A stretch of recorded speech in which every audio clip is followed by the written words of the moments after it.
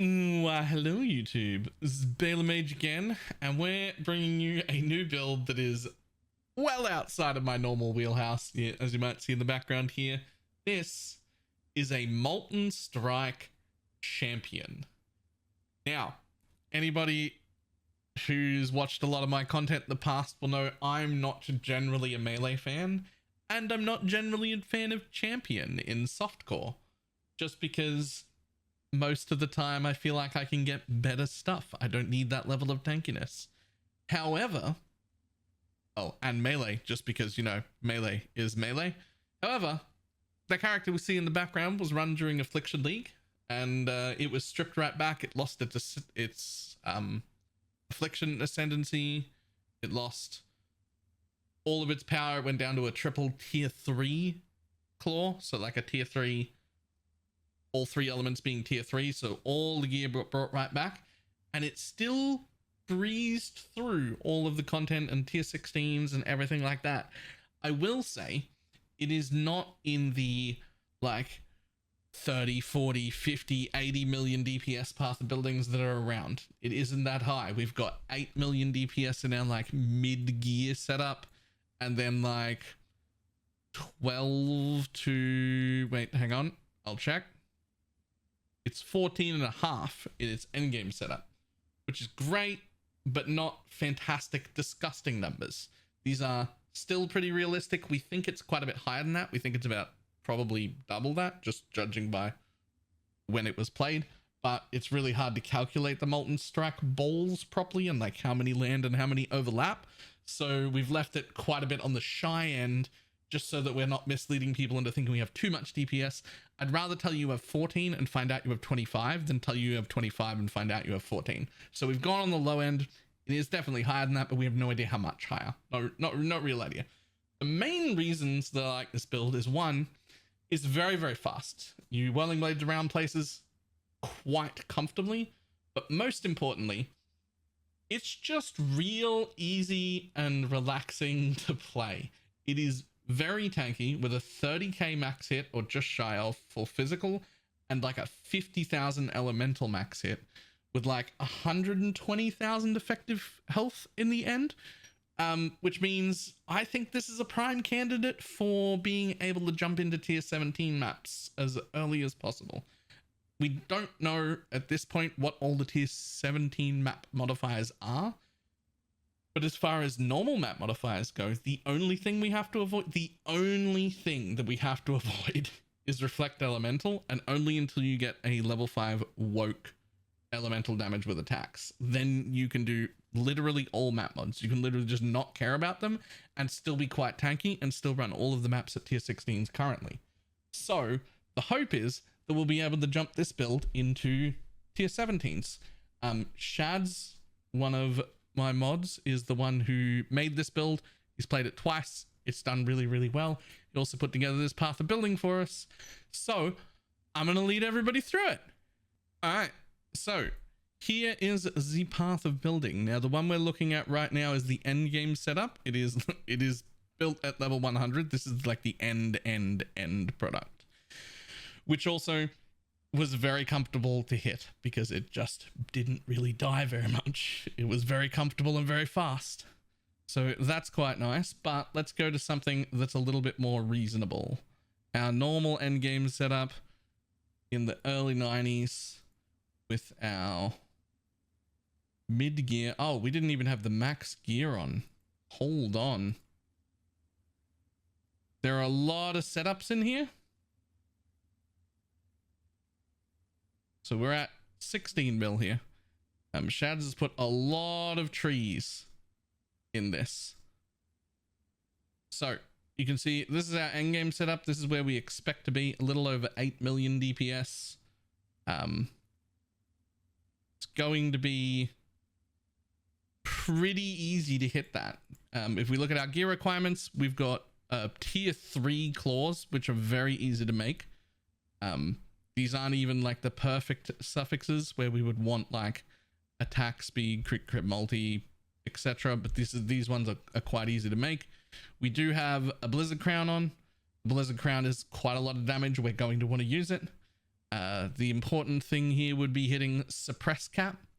So we've got like suppress, we've got one of those loathings on the chest. Otherwise, the rest of it is really easy. There is nothing special at all on this Lethal Pride. It is mostly here for strength. We avoided getting a good one for the path building. So we've got one crit multi-node and a 20% melee damage and a 4% life node. Obviously, Lethal Pride's in this area.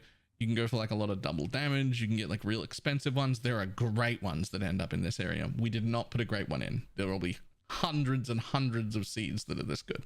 This is a pretty average gear set. So if you like melee and you still want to play it, this is probably the one that I would play. If I was ever going to play a melee, this would be it. So we do have some leveling trees in here, and I would like to go through them because they're a little bit of there's a little bit of weird stuff in here, or at least weird for me because I'm not normally down this part of the tree.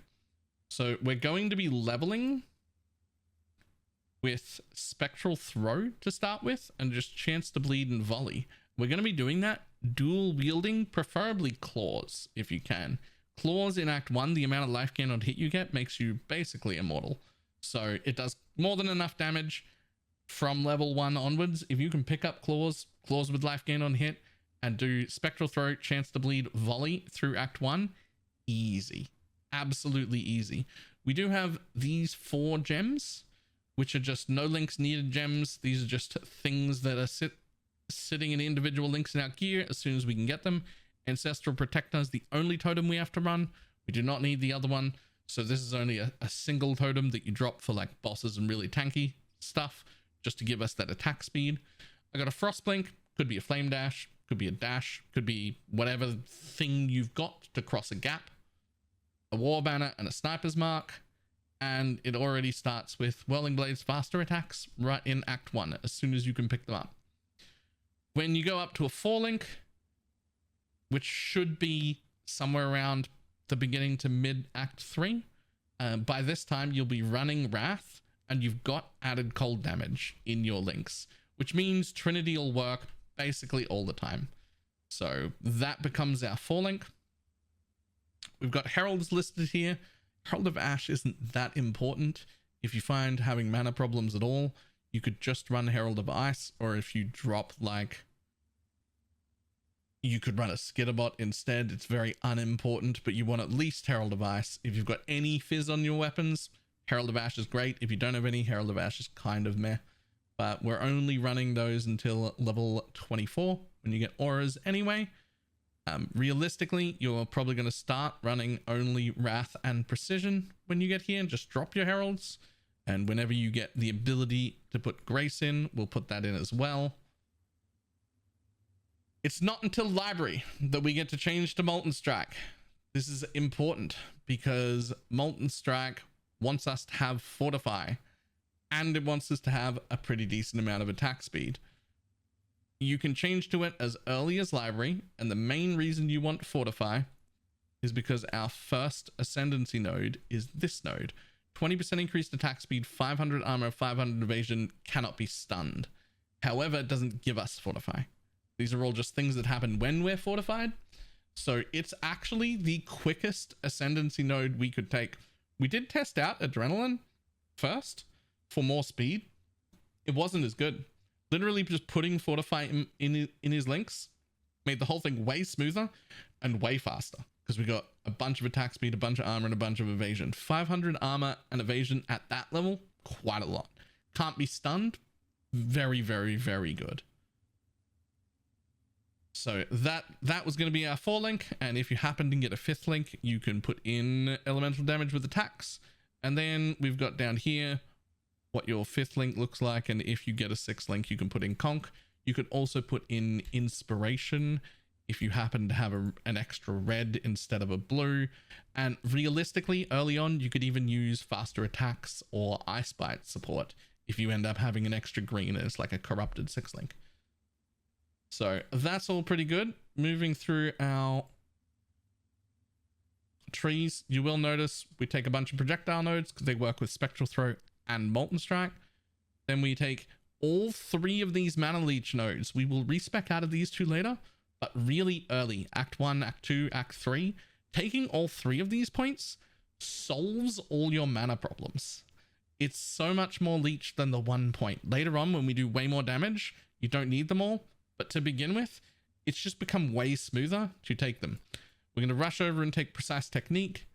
40% more damage. It's great. You're going to come down here. This is a little optional bit. We do want to take this, and it is always going to be part of the build, especially for that 40% conversion. But if the weapon you're wearing is just a pure elemental, you don't have any fizz rolls yet, you could skip over this. I would basically pick this wheel up as soon as I pick up the first claw on the ground that even has the tiniest bit of like a 1 chunky flat fizz roll or 1% fizz roll, or if you're vendor crafting your weapons to get the % fizz ones because they fall behind, like as soon as you're on any fizz weapon, you want to be taking that. Really good. Otherwise, up here, Primeval Force, this node for the treat resistance as if they're inverted. We grab a little bit of life. We get to get our extra projectile. That one's real nice. We also get the non-Val skills strike 1 additional nearby enemy. This is also mandatory. Getting to this point before you change to Molten Strike, mandatory. So we're after at least level 31, fortifying our links, and this strike. Molten Strike feels really bad until you have this. Do not change to Molten Strike before you get that extra thing. Otherwise, you have to use Ancestral Call in your links. It gets way weaker. It's absolutely not worth playing before you get that. And that is the main limiting factor of not being able to level Molten Strike the whole way. Then we end up with Claw Nodes, a little bit more life. Head over there into the damage. Everything will be smooth, basically, for the rest of the leveling. Over here, we then have an endgame setup to level into, and a max level 1, and there's also an endgame cluster setup that we put in here of how we would par the cluster setup, but we don't think it's worth it. I think you are probably better off to just skip clusters and stick to the like endgame and max level trees and just go with that. All right. That, I think, is everything. The notes are filled up with notes that Shad's has left as well. So if there are any questions remaining, check the note sections of these. Shad's will also be league starting this build. So if you're a melee enjoyer and you're looking for something new to play, this is weirdly underused and feels pretty good. All right, that is all I have. I will see everybody next time. Goodbye.